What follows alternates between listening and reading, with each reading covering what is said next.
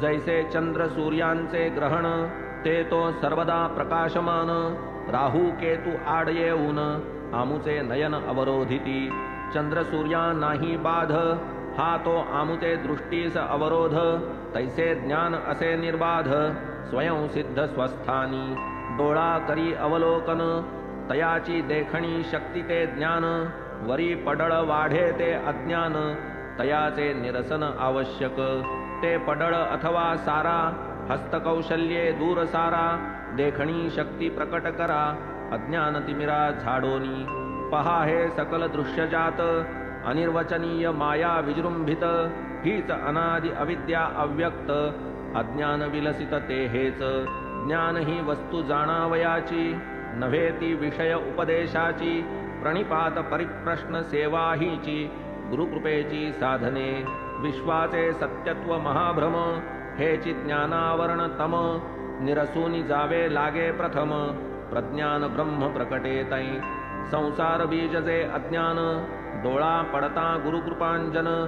उडे मायेचे आवरण पुरे ते ज्ञान स्वाभाविक, ज्ञान हे तो नभे साध्य ते तो आधीच स्वयंसिद्ध, हे तो आगम निगम प्रसिद्ध अज्ञान हा विरोध ज्ञानाला, देवा भक्ताचे भिन्नपण हेच मूळ अज्ञान विलक्षण, तया अज्ञानाचे निरसन होताच पूर्ण ज्ञान उरे, दोरापोटी सर्पा जनन हे तो शुद्ध स्वरूपाज्ञान, स्वरूप उपदेशे निरसे अज्ञान उरे ते ज्ञान दोराचे, कोटी सुवर्णवरी काट काटापोटी लखलखाट, परी तो भावया लागी प्रकट हव्यवाटची आवश्यक,